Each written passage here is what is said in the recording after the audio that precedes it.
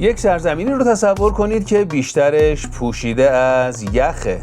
جمعیتش کمتر از یک محله کوچیک در یک شهر شلوغه، اما همین سرزمین یخی باعث شده قدرت‌های بزرگ دنیا براش سر و دست بشکنن. گرینلند، جایی که بیشتر مردم حتی نمیدونن کجاست، ولی پشت پردهش یک سری رازهایی خوابیده که میتونه آینده دنیا رو تغییر بده. چرا این تیکه یخ وسط اقیانوس اینقدر مهمه؟ تا آخر این ویدئو همراه من باشین، چون قراره با هم پرده از یکی از جذابترین رازهای دنیا برداریم. خب اول از همه ببینیم گرینلند کجاست. یک جایی بین اقیانوس اطلس و اقیانوس منجمد شمالیه، درست بالای کانادا و کنار قطب شمال. حالا نکته جالب اینجاست، با اینکه اسمش گرینلنده یعنی سرزمین سبز، ولی تقریباً 80% پوشیده از یخه. یک جورایی مثل اینه که یک نفر اسم یک کویر رو بذاره دریای آبی. این سرزمین یخی بخشی از پادشاهی دانمارکه، اما یک جورایی هم خودمختاره، یعنی سیاست‌های داخلیش رو خودش میچینه، ولی سیاست خارجی و دفاعیش دست دانمارکه. همین ترکیب پیچیده باعث شده گرینلند در معاملات جهانی خیلی جذاب بشه. حالا با هم دیگه بریم سر اصل ماجرا. چرا همه به گرینلند چشم دوختن؟ اولین دلیلش موقعیت جغرافیاییشه. گرینلند درست بین آمریکای شمالی و اروپا قرار داره، یعنی هر کشوری که بخواد به قطب شمال دسترسی داشته باشه یا مسیرهای جدید حمل و نقل پیدا کنه باید از اینجا رد بشه. دومین دلیلش منابع طبیعی اونجاست. زیر این یخهای ضخیم ثروت‌های عجیبی خوابیده، مثل نفت، گاز طبیعی، معادن نادر مثل اورانیوم و عناصر کمیاب که برای تکنولوژی‌های پیشرفته مثل موبایل، کامپیوتر و حتی صنایع نظامی استفاده میشن. حالا یک سوال مهم، چه کسی نمیخواد دستش به این گنجینه برسه؟ آمریکا، چین یا روسیه؟ مطمئن باشید که همه اینها توی یک بازی هن. شاید باورتون نشه، اما یکی از عجیبترین داستانهای سیاست جهانی اینه که آمریکا 2 بار تلاش کرده گرینلند رو بخره. اولین بار در سال 1946 آمریکا به دانمارک پیشنهاد داد که گرینلند رو بخره، اونم به قیمت 100 میلیون دلار. دانمارک گفت نه ممنونم.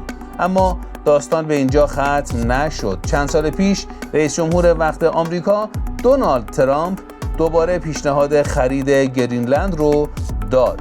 این بار دانمارک حتی جواب رسمی هم نداد و فقط گفت گرینلند فروشی نیست. حالا چرا آمریکا اینقدر اصرار داشت؟ چون میدونه داشتن گرینلند یعنی کنترل بخش بزرگی از قطب شمال و منابعش. تا اینجای ویدیو براتون جالب بود؟ اگه کنجکاوید بدونید چرا چین و روسیه هم دنبال گرینلندن، حتما لایک کنید و تا آخر ویدیو با من باشین. حالا دیگه پای چین و روسیه هم به ماجرا باز میشه. چین خودش رو به عنوان یک کشور نزدیک به قطب شمال معرفی میکنه و سرمایه‌گذاری‌های سنگینی در گرینلند انجام داده. پروژه‌های معدنی، ساخت زیرساخت‌ها و حتی پیشنهاد ساخت فرودگاه‌های جدید. روسیه هم بیکار ننشسته. اونها دارن قدرت نظامیشون رو در منطقه قطب شمال افزایش میدن، چون با گرم شدن زمین مسیرهای دریایی جدیدی باز میشه که میتونه تجارت جهانی رو زیر و رو کنه. پس گرینلند فقط یک تکه یخ نیست، یک مهره کلیدی در بازی شطرنج قدرت‌های بزرگ دنیا. یک عامل دیگه هم هستش که گرینلند رو به یک نقطه حساس تبدیل کرده و اون هم تغییرات اقلیمی اونجاست. یخ‌های گرینلند دارن با سرعتی نگران کننده آب میشن. این موضوع فقط به گرینلند محدود نمیشه. آب شدن یخ‌ها میتونه سطح آب دریاها رو بالا ببره و شهرهای ساحلی رو تهدید کنه.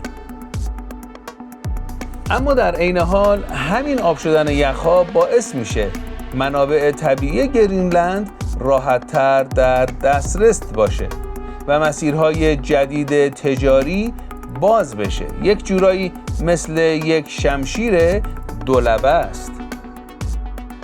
وسط این همه بازی قدرت و تغییرات اقلیمی یک چیز خیلی مهم هم وجود داره و اون هم مردم گرینلنده.